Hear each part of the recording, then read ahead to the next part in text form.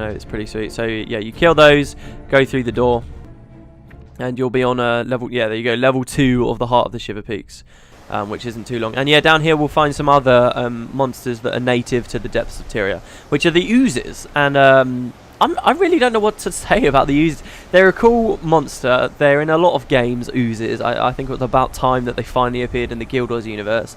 I've seen nothing to do with oozes, and it will be a while before we see them when we get through the next Cracked Wall. I've seen nothing of oozes in Guild Wars 2, as far as I can know. I definitely haven't seen any of those. So I'm wondering how sort of... I mean, you could argue that the oozes only live sort of underground in Tyria, right? So you wouldn't see them really in Guild Wars 2 because we're not going underground too often. But there are dungeons in Guild Wars 2. Well, they call them dungeons, but they're not necessarily all underground, right? We should understand this. Like, one of them's just in a mansion in... it's not Beetleton, is it? I think it is Beetleton, actually. A guy's manor in Beetleton, like that's one dungeon. But there are real dungeons that take you underground as well, like you get to go back to the Ascalon catacombs, like you can go fight the Iron Forgeman. I have to assume that's back in Sorry's Furnace, which is now called Sorry's Embrace, by the way, and I don't know why that is. That's quite interesting. So you can go under, so I wonder whether we will find oozes in Guild Wars 2, because what they could quite easily do is, obviously, because we're only fighting one Elder Dragon per campaign, they could easily have it so that they wait with Pridamus. Okay, so we now know Pridamus is underground, right? So I can be nice and explicit about this. Pridamus is one of the Elder Dragons. He is underground. We'll see some stuff happen with him that I still can't spoil just yet, but at the end of this we'll see some stuff happen with him, and basically he lords over the depths of Tyria, but we don't fight him at Guild Wars 2's release.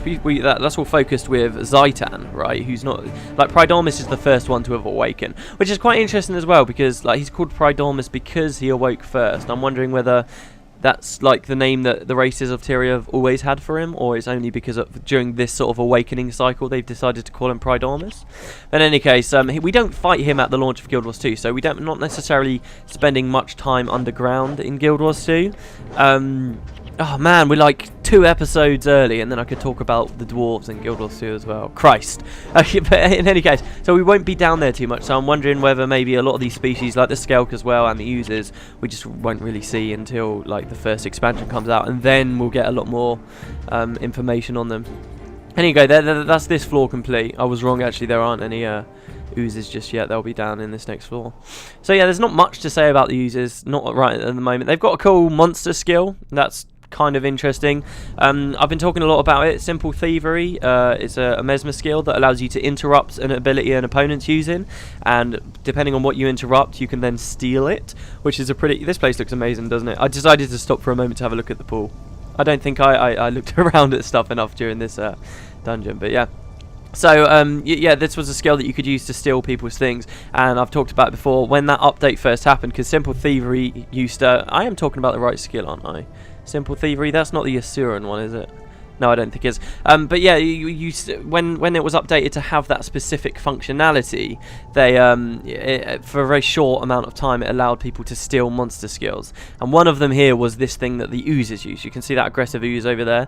When I did my test run through here, I got a really nice shot of the oozes appearing, but I'm sorry I didn't manage to do it this time. But there, you can see like do you see those orange things? There you go, there they are. Magma blisters. These things, you'd think they were fire, like elementalists, wouldn't you? But they're not. They're necromancers. I have no idea why. You'd think that they were actually using fire, especially considering the chamber that's adjacent to this one we'll see here in a second. You definitely would think these were fire things, but they're not. They're just warriors and necromancers. But yeah, you might see them do it.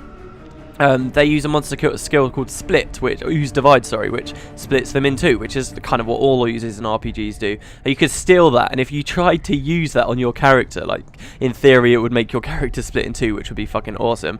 But instead it just crashed the server that you on if you ever tried to use it, which is hilarious. But yeah, okay, so we're coming up to the end of the dungeon here now. Well, we should be, but something's about to bug out, as you'll see in a second. But basically, like I said, it doesn't feel like we're that deep into Tyria, does it? But I suppose, I mean, this is called the heart of the Shiverpeaks, so presumably... Oh, actually, that's something I should have mentioned. Where exactly are we? I never pressed M, and I'm sorry, I'll show you probably at the start of the next video. Where are we? You know, we went through the Asura Gate from the Battle Depths. We're a long way from there, actually. We're in a really remote place. You know the Nalani Academy mission in Ascalon? You know where Rin is, essentially? Imagine where Rin is on the map, and on the bottom left of that, you'll know that the Shiverpeaks run along the western side of it. Essentially, if you were to go southwest a bit from where Rin is, deep underground there in the middle of the Shiverpeaks. That's where we are right now. It's like out in the middle of nowhere. It's kind of near where we saw the seers, I suppose. But it's pretty cool. Actually, if I remember rightly, it is at the very least. Yeah, it's pretty cool. And supposedly, I guess we're really deep down now because it's all getting a bit fiery. I try and open this chest. Yeah, I don't get lucky. I get a purple, as we're about to see, which I didn't even bother picking up. We did retain the lockpick though, which is cool enough. So yeah, like supposedly I guess we're really deep underground, all the molten lava and stuff everywhere here. But it just doesn't feel like we've come that deep because it's only 3 floors. Anyway, here's the dialogue. But Budger says, another obstacle built by Black Powder hands, an opportune time for a show. Use this powder keg and blast away. And it's like, well, hold on. Haven't we been doing this the whole way through the dungeon? Anyway, there you go. You see Tom do it. With Suru there. I feel like I don't pay enough attention to Suru anymore. Oh, we don't mention him that often. Did we ever decide if Suru was a boy or a girl? Anyway, ignoring that, there's a very dramatic chamber we'll come to here, okay? I tried to zoom in, get a nice slow walk. So here we go. This is the heart of the Shiverpeaks. It's amazing, isn't it? Check it out. Okay, so you get a volcano. Don't ask me. It looks like there's a sky up there. I don't know why, but you get a whole volcano, like this giant head thing on the right, and a statue of a dwarf right there in the middle, and you can see something glowing at the feet of the dwarf. So Budger says, behold, the hammer of the great dwarf. Now Jarlath can work the right of the great dwarf, and we can drive those destroyers back to where the sun don't shine. Grab it, and we'll be. Now, Budger is supposed to be interrupted there, but it bugged out, okay? So I walked forward, and you can click the stone pedestal. Here's the hammer. Okay, and it says the hammer of the great dwarf is sealed in place above the pedestal by unknown magics. The source of the barrier must be somewhere nearby, and you can see it there glowing there. But yeah, it's bugged out essentially. Okay, Budger, when he's saying that, is supposed to run into this chamber. By the way, I find it very curious that this is such like a fiery area, and this essentially we're about to pick up is the tool of the destruction of the destroyers. Right? Wow, that sounds a bit weird. You'd at least expect the destroyers to try and do something to stop the dwarves from getting a hold of it, but it doesn't work. Anyway, so right now I'm running around panicking, saying, "Oh God, I have to complete the whole thing again. I have to complete the whole thing again," because it's bugged out right at the end. Okay, so a boss fight is supposed to trigger here. I can't really butter it up anyway because the surprise is gone. Essentially, you see Budger there. He should be running through. I don't know whether it's the spirit of preservation that he's sort of blocked on or not, but just as I was about to give up, just as I was about to resign and we were going to come back through, he does start moving again. Only after disaster may we be reborn, says Org. Well met. Take this powder keg and show that worm a bloody good time. Yeah, so the boss is a worm. It's called Cinder the Mountain Heart. You might have seen that on the quest log. I may just cut this until he's ready to move. I'm sure it will happen in a second. But it was so annoying. Why did this happen? There we go. There we go. He's moving. Sweet. So yeah, he'll run through. And as he comes forward, he says, by the foul breath of Balthazar, it's Cinder the Mountain Heart. This beast won't stop us from retrieving the hammer. Cinder's thick carpet protects him, but don't let up your attacks. A few blasts from my extra special powder kegs will break him but good. So yeah, this huge guy. This is the boss everybody's been talking to. Well, not everybody, but a lot of people have been mentioning in the comments. In the fight, you'll see me. I just keep dragon slashing and using save yourselves for the most part, but I got very scared I was going to die here, so I moved back. This is because I need everybody's armor up really high, because he uses like this massive explosion thing called pyroclastic shot, which just devastates the whole team, so I needed it up all the time. To kill him, you'll see in the bottom left, he's got like that kind of second health bar. Basically, he's immune to all damage, essentially. There are skills that can bypass it, like life stealing, but essentially he's like, for instance, when I played on my test thing with Matt, we just killed him without even breaking his carcass. It was hilarious. But yeah, so basically you'll see Tom Bluewood here running backwards and forwards from Budger, breaking down his outer shell, and when that happens, it gives you a short window of opportunity to fight him and damage him. Now, under normal circumstances, you'd have to break it a fair few times before he'd die, but we're so powerful, we kill him the first. So there's Budger. He says, not even the infamous Mountain Heart can stand up to my recipe. Now's our chance. Hit him with all you've got. And we really do. We lay into him and we kill him on the first time. Usually he'd survive, right? You can see his health just charges and we kill him anyway. So he says, you've done it. I can't wait to tell the boys at the tavern about this. Truly an epic battle. And down he goes.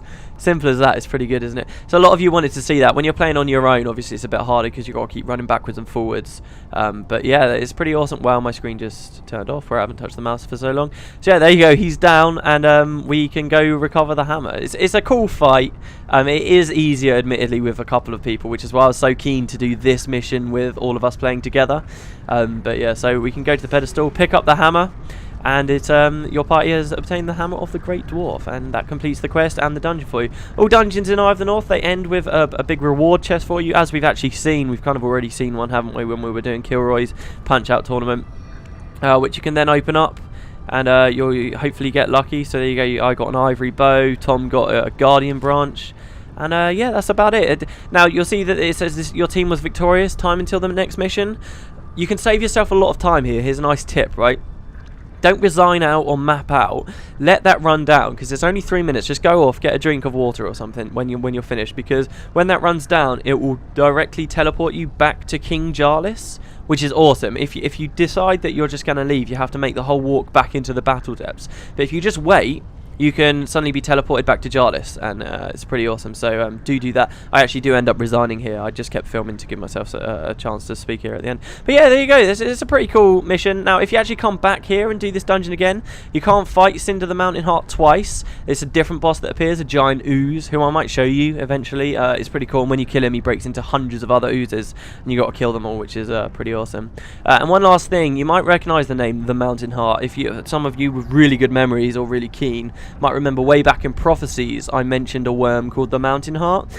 Cinder the Mountain Heart is not the only Mountain Heart in the Shiverpeaks. There is another very powerful worm boss that exists in the southern Shiverpeaks, and it can spawn in many different zones, which is quite... So there you go. That's me resigning there, which means that the footage is about to end. But yeah, so there's actually 2 Mountain Heart worms. What the significance behind both of them are, I'm not 100% sure, but it's pretty cool. Right, so I'm going to go in-game now. And film live as we collect the reward and see the final cutscene. So I'll see you guys in a second.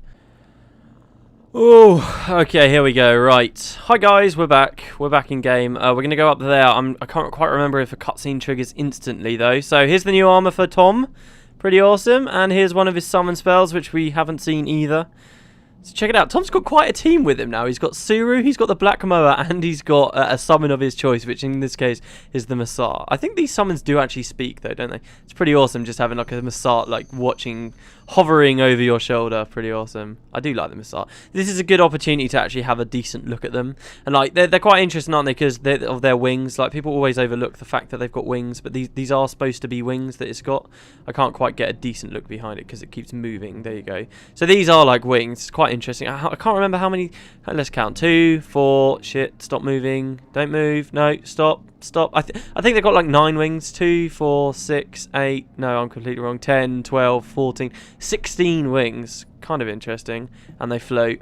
But yeah, there you go. That's a nice look at the Massar. We'll have a look at the Ruby Djinn and stuff like that as well. So yeah, and then he dies. When you've got Max Asura, you can have the summons up permanently. Anyway, here we go. Let's go speak to Jarlis. This is a very big cutscene coming up here. Okay, very big cutscene. All right. In fact, this is so significant, but it's horrible because it's like the cutscene doesn't do it justice. How important this bit of the story is. The Great Dwarf. Here we go. There's all the dwarves. Almost every dwarf, might I add. All the dwarves of Deldrimor. Right here. They've got the hammer. The Great Dwarf's power is upon you all. And Jarlis summons him.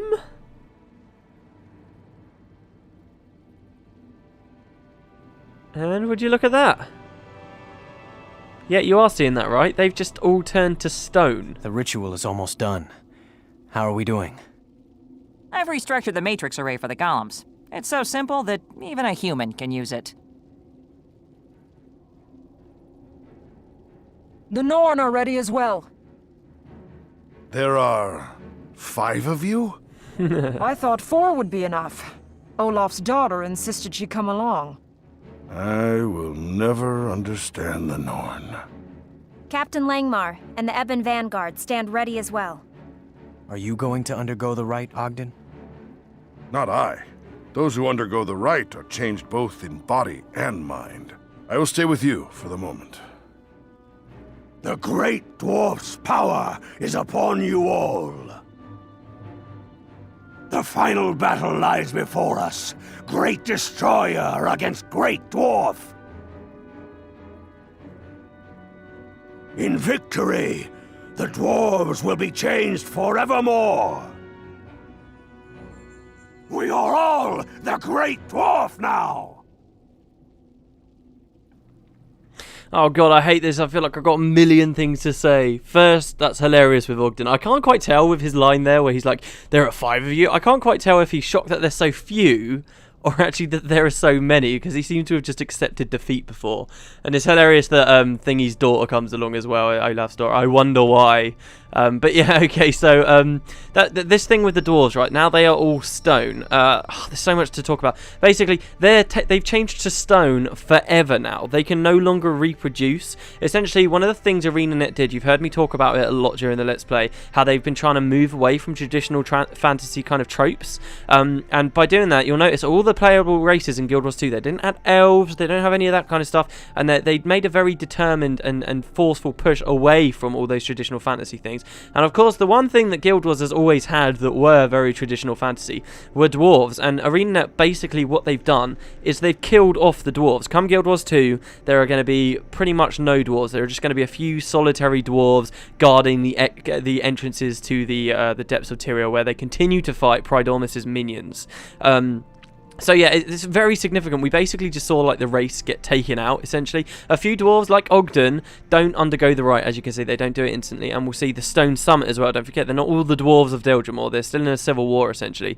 The Stone Summit choose not to do it either, but the Stone Summit do eventually die out or change to stone themselves. It has been said, not in game, but it has been said explicitly by Arenanet that come Guild Wars 2, there is not a single dwarf in existence that hasn't turned to stone. So essentially, it makes the existing dwarves immortal, but it prevents them from ever being able to reproduce, and they can be destroyed by physical means, and slowly they just dwindle down and down and down and down until the race is just like a forgotten memory, essentially. It's very cool, isn't it? I like the plot. It's very significant though, and I feel like the cutscene just doesn't do that justice, because that was a huge change to the dwarves. They're talking about how the dwarves will be changed forevermore. Well, this is why, right? So we'll grab the quest reward for this first.